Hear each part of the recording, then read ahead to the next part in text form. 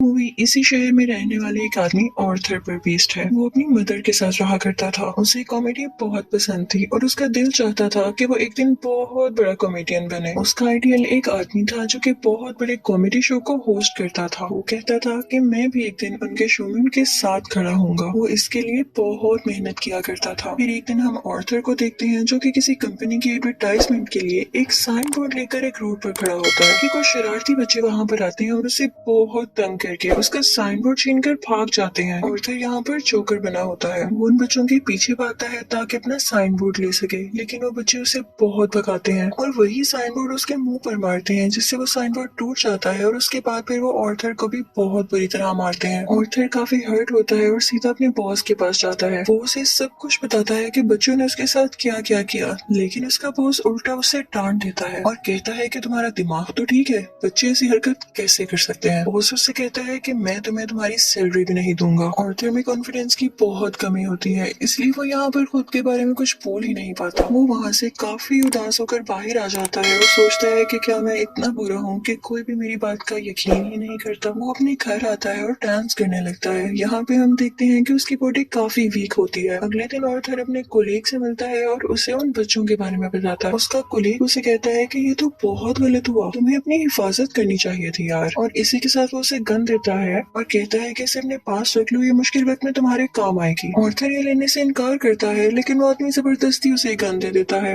और फिर ऑर्थर अपने घर के लिए निकल पड़ता है। वो बस में होता है तो उसके सामने एक बच्चा भी बैठा होता है। वो उसे हंसाने की कोशिश करने लगता है और वो बच्चा जोर जोर से हंसने लगता है, जिस पर उस बच्चे की मदर को गुस्सा आ जाता है और वो ऑर्थर से कहती है कि हटो, परेशान मत करो हमें। लेकिन इस बात पर ऑर्थर हंसने लगता है। इनफैक्ट हमें बताया जाता है कि ऑर्थर को कोई सीरियस साइकोलॉजिकल इशू होता है और वो अपनी हंसी को कंट्रोल ही नहीं कर पाता। उसे कहीं पर भी हंसी आ जाती है। वो बस में बैठे हुए उस लेडी को एक कार्ड देता है जिसमें उसकी डिजीज के बारे में सब कुछ लिखा होता है। वो घर आता है और अपनी मेडिसिन लेने लगता है। इनफैक्ट वो गरीब था और ये दवाई बहुत एक्सपेंसिव थी, तो वो गवर्नमेंट के बनाए गए मेडिकल सेंटर से ये दवाई फ्री लेता था। वो एक दिन अपनी साइकियाट्रिस्ट के पास जाता है। वो उससे कहती है कि मुझे अपनी डायरी दिखाओ कि तुम क्या क्या लिखते रहे हो। जैसे ही उसकी डायरी खोलती है उसमें ये लिखा होता है कि मैं उस तरह नहीं मरना चाहता जिस तरह बुरी तरह से मैंने जिंदगी गुजारी है। फिर ऑर्थर वहाँ से अपने घर जाता है तो उसकी मदर उससे पूछती है कि क्या थॉमस की तरफ से कोई लेटर आया, तो ऑर्थर कहता है कि नहीं, आज भी नहीं। इनफैक्ट थॉमस इस मूवी में बहुत ज्यादा रिच बिजनेसमैन दिखाया गया है और लोग उससे बहुत डरते हैं। उसकी माँ उसे कहती है कि अगर उसको हमारी हालत के बारे में पता चलेगा तो वो हमारी हेल्प जरूर करेगा। अगले दिन जब वो बाहर जाता है तो वापसी पर आते हुए रास्ते में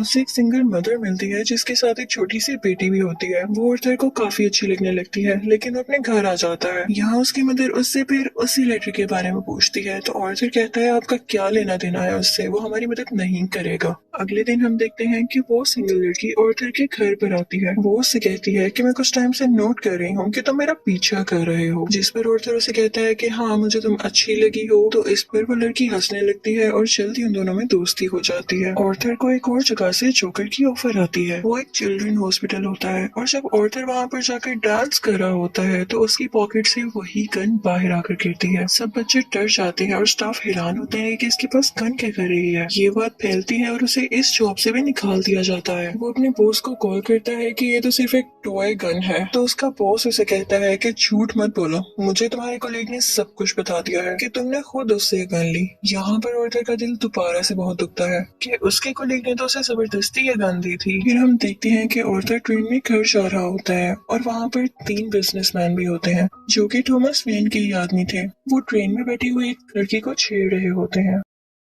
ऑर्थर को यहाँ पर अपने मेंटल डिसऑर्डर की वजह से हंसी आने लगती है और वो तीनों आदमी समझते हैं कि हम पर हंस रहा है। वो उसे बहुत मारते हैं, इतना मारते हैं कि उसके मुंह से खून आने लगता है। ऑर्थर उन्हें अपना मसला बताने की कोशिश कर रहा था, लेकिन वो तीनों उसकी एक नहीं सुनते। ऑर्थर को उन तीनों पर गुस्सा आ जाता है और अपनी गन निकाल कर उन तीनों को शूट कर देता है। वो वहाँ से ये सोचकर भाग जाता है कि मैंने 3 लोगों का कत्ल किया है। वो खुद को एक बाथरूम में लॉक कर लेता है। पहले तो वो डर रहा था, लेकिन यहाँ पर अचानक से वो डांस करने लगता है। ऐसे लग रहा था जैसे अब उसे कोई रिग्रेट नहीं और वो काफी सुकून में भी था। ऑर्थर घर आता है तो टीवी पर न्यूज चल रही होती है जिसमें थॉमस बोल रहा होता है। वो कहता है कि जिन 3 लोगों का कत्ल हुआ वो मेरे आदमी थे और उन्हें किसी चौकर ने मारा। लेकिन यहाँ पर गरीब लोग उन तीनों की डेथ का अफसोस करने की बजाय जोकर्स का साथ दे रहे होते हैं, क्योंकि वो सब जोकर्स के रूप में ही अमीर लोगों के खिलाफ स्ट्राइक कर रहे होते हैं। वहाँ से आर्थर अपनी साइकेट्रिस्ट के पास जाता है तो वो उसे बताती है कि हम आज आखिरी बार मिल रहे हैं, क्योंकि गवर्नमेंट ने हमें फंड्स देना बंद कर दिया है और अब के बाद में आपका फ्री इलाज नहीं कर सकती। आर्थर दोबारा से काफी टूट जाता है और उदास होकर वहाँ से बाहर आ जाता है। फिर हम आर्थर को देखते हैं जो कि कॉमेडी शो में लोगों को हंसाने की कोशिश कर रहा होता है, लेकिन वो ऐसा कर नहीं पाता और परेशानी में उसे जोर जोर से हंसी आने लगती है। इस वजह से उसका शो खराब हो जाता है और वो घर आ जाता है। घर आने पर उसकी मॉम उसे कहती है कि बेटा ये लेटर टॉमस के लिए पोस्ट कर दो। आर्थर जब ये पढ़ता है तो उसे अपनी आंखों पर यकीन ही नहीं आता। वो अपनी मदर के पास जाता है और कहता है आपने मुझसे सब कुछ क्यों छुपाया। उसकी माँ उसे बताती है कि बेटा मैंने ये जानकर नहीं किया। इनफैक्ट टॉमस और मैं एक दूसरे को पसंद करते थे और इवन शादी भी करना चाहते थे, लेकिन मैं बहुत गरीब थी और वो बहुत अमीर, तो हम सोसाइटी की वजह से शादी नहीं कर सके। आर्थर अपने बाप से मिलने के लिए निकल पड़ता है। जब वो वहाँ पर पहुँचता है तो उसके घर के गेट के पीछे टॉमस का अपना बेटा खड़ा होता है। आर्थर उसके सामने बच्चों जैसी हरकतें करने लगता है और उसे भी हंसाने की कोशिश करता है, लेकिन तभी वहाँ पर टॉमस का बटलर आ जाता है और उस बच्चे से कहता है कि स्ट्रेंजर से बात नहीं करते और आर्थर को वहाँ से जाने के लिए कहता है। आर्थर उससे कहता है कि मैं सच्चाई से पर्दा हटा कर ही जाऊंगा। मेरी माँ ने टॉमस के यहाँ 30 साल काम किया और वो दोनों एक दूसरे को पसंद भी करते थे और मैं किसी और का नहीं टॉमस का ही बेटा हूँ। जिस पर बटलर उसे कहता है कि तुम भी पागल हो और तुम्हारी माँ भी पागल है। उसने ये स्टोरी अपने पास से बनाई है, उसका टॉमस से कोई लेना देना नहीं है। ये सुनकर आर्थर को काफी बुरा लगता है और वो वहाँ से चला जाता है। आर्थर जब घर जाता है तो उसे पता चलता है उसकी मॉम को कोई अटैक हुआ है और उन्हें हॉस्पिटल शिफ्ट किया जाता है। आर्थर जब बाहर बैठा होता है तो उसके पास 2 पुलिस ऑफिसर्स आते हैं। वो उससे पूछते हैं कि ट्रेन में उस दिन जो 3 आदमी मरे क्या तुम उनको जानते हो। तो आर्थर आगे से कहता है नहीं, मुझे क्या पता होगा। उसे पता चलता है कि इन पुलिस ऑफिसर्स ने उसकी माँ से भी सेम क्वेश्चन किया था, जिसकी वजह से उसकी मॉम को अटैक हुआ। वो अंदर अपनी माँ के पास आ जाता है और वहीं पर वो सिंगल मदर भी होती है कि तभी टीवी पर एक न्यूज चलती है और उस पर आर्थर का वही फेवरेट टीवी होस्ट होता है, वही कॉमेडियन जिसे आर्थर बहुत पसंद किया करता था। वो काफी शौक से उसका शो देखने लगता है, लेकिन देखते ही देखते उसे अपना चेहरा टीवी स्क्रीन पर दिखाया जाता है। बेसिकली आर्थर का फेवरेट कॉमेडियन उसका मजाक उड़ा रहा होता है। जब आर्थर को एक कॉमेडी शो में हंसी आ गई थी, ये देखकर आर्थर काफी टूट जाता है कि मेरा आइडियल मेरा मजाक उड़ा रहा है, इससे तो मुझे इंस्पिरेशन मिली थी। उसे इस सब चीज पर यकीन ही नहीं आ रहा होता। टॉमस घर आता है तो न्यूज चल रही होती है कि शहर के हालात काफी खराब हो गए हैं। गरीब लोग जोकर्स का मास्क पहने सड़कों पर निकल आए हैं और अमीर लोगों के खिलाफ स्ट्राइक कर रहे हैं। इन लोगों में बहुत दुश्मनी बढ़ गई है और ये सारे के सारे टॉमस के खिलाफ है। और ये देखकर काफी खुश होता है कि वो सब के सब लोग जोकर बने हुए थे, यानी क्लाउन्स बने हुए थे। उसे लगता है कि पहली बार उसकी जॉब की या उसकी किसी ने तारीफ की हो। अब जहाँ पर वो गरीब लोग स्ट्राइक कर रहे थे वो एक थिएटर था। उस थिएटर के अंदर अमीर लोग एक मूवी देख रहे थे और वहाँ पर टॉमस भी था। उस स्ट्राइक को रोकने के लिए पुलिस वहाँ पर आ जाती है और उन्हें मना करती है। हर तरफ हलचल मच जाती है और इस चीज का फायदा उठाते हुए आर्थर उस थिएटर के अंदर चला जाता है। वो थिएटर के वॉशरूम में जाता है जहाँ पर टॉमस भी आया था। आर्थर उसके पास जाता है और पोलाइटली कहता है कि मैं आपका बेटा हूँ, मेरी माँ और आप एक साथ हुआ करते थे, याद करें। टॉमस उसे कहता है कि मैं इस नाम की किसी औरत को नहीं जानता और उसे जोरदार मुक्का मारता है, यानी पंच करता है, जिससे उसकी नाक से बहुत खून आने लगता है। आर्थर घर चला जाता है और कुछ टाइम बाद उसे पुलिस की कॉल आती है। वो इनफैक्ट आर्थर से भी इन्वेस्टिगेशन करना चाहते थे उस दिन के बारे में जब उन 3 आदमियों का कत्ल हुआ था। और तभी आर्थर को ये भी पता चलता है कि जो उसका फेवरेट कॉमेडियन था उसने आर्थर को अपने शो में बुलाया है। इनफैक्ट उसने आर्थर की जो क्लिप अपने शो में चलाई थी उसकी वजह से उसके शो की रेटिंग काफी बढ़ गई थी, क्योंकि लोगों ने उसको पसंद किया था। वो बहुत खुश हो जाता है और तैयार होकर वहाँ पर जाने के लिए निकल जाता है, लेकिन उसे याद आता है कि टॉमस के बटलर ने कहा था कि मेरी माँ पागल है। तो वो उस मेंटल हॉस्पिटल पर जाता है जहाँ पर उसकी माँ का कभी इलाज हुआ था। वो उन लोगों से अपनी माँ की फाइल मांगता है। वो वहाँ से वो फाइल चुरा कर भाग जाता है। उसमें लिखा हुआ था कि आर्थर की माँ का किसी और के साथ रिलेशन था। वो उसे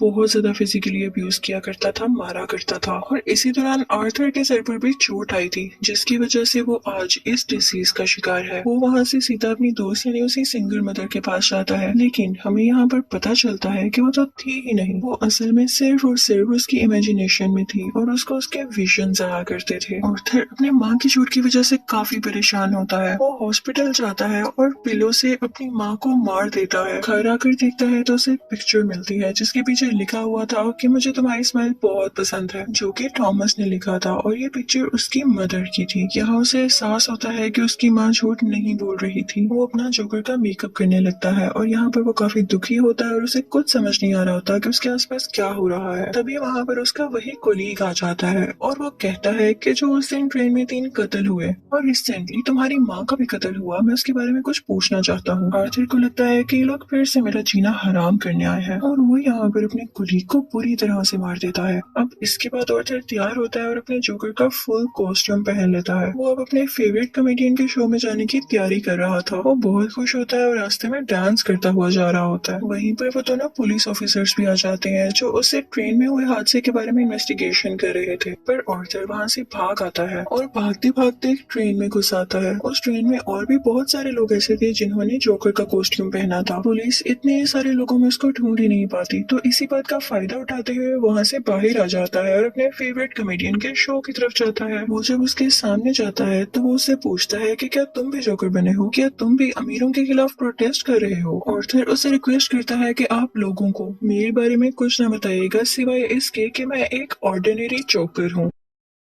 और फिर उनका लाइव शो स्टार्ट हो जाता है। ऑडियंस उन्हें देखकर काफी खुश होती है और इस चीज को काफी एडमायर कर रही होती है। वहाँ पर आर्थर का फेवरेट कॉमेडियन उसे क्वेश्चन करता है कि तुम यहाँ पर जोकर बन के क्यों आए हो। तो जोकर उसे कहता है कि मैं हमेशा खुश रहना चाहता था और मैं लोगों में भी खुशियाँ बांटना चाहता था। लोगों ने मुझे इस गेटअप में पसंद किया तो मैंने सोचा क्यों ना मैं ऐसे ही आ जाऊँ। वो यहाँ पर एक बहुत ज्यादा सरप्राइजिंग बात भी करता है। वो इस लाइव शो में सबके सामने बता देता है कि उस दिन ट्रेन में जो 3 लोग मारे गए उनको मैंने ही मारा है। वो कहता है कि ये सब मैंने आपको इसलिए बताया कि अब तक कितने गरीब मरे, कितने ही ज्यादा अमीर लोगों ने गरीब लोगों को बेदर्दी से कत्ल किया, लेकिन आज तक किसी ने नोटिस किया, किसी ने भी अमीर लोगों के खिलाफ आवाज उठाई या उन गरीब लोगों को याद किया तो मुझे बताएं। और जब मैंने किसी अमीर आदमी को मार दिया तो लोग इतना शोर किस लिए मचा रहे हैं? कि सब इंसान बराबर नहीं होते या अमीर लोगों में कोई और खास बात होती है? वो कहता है कि सोसाइटी बहुत खराब हो चुकी है, वो सिर्फ अपना फायदा सोचती है और अगर आज तुमने मुझे इस शो में बुलाया है तो ये तुम्हारी रहमदिली हरगिज नहीं है। तुम्हारे शो की रेटिंग मेरी वजह से बढ़ रही थी इसलिए तुमने ऐसा किया। लेकिन आर्थर का जो फेवरेट कॉमेडियन होता है वो कहता है ऐसी बात हरगिज नहीं है। आर्थर को गुस्सा आ जाता है कि तुम अभी भी झूठ बोल रहे हो और इसी के साथ अपनी गन बाहर निकालता है और उसे सबके सामने शूट कर देता है। लोग काफी घबरा जाते हैं और वहाँ से बाहर निकलने लगते हैं, लेकिन आर्थर को हम यहाँ पर काफी कॉन्फिडेंट देखते हैं। वो किसी से नहीं डरा होता। पुलिस इस बात पर जोकर यानी आर्थर को अरेस्ट कर लेती है और अपनी गाड़ी में बिठाकर उसे वहाँ से दूर ले जाने लगती है। लेकिन आर्थर रास्ते में देखता है कि उसके बहुत सारे सपोर्टर्स हैं जो उसे सपोर्ट कर रहे हैं। उनमें से कुछ लोग एक एम्बुलेंस में बैठते हैं और उसकी ज्यादा सारी स्पीड करके उस पुलिस कार के साथ टक्कर कर देते हैं, जिसकी वजह से वो पुलिस कार उल्ट जाती है और अब जोकर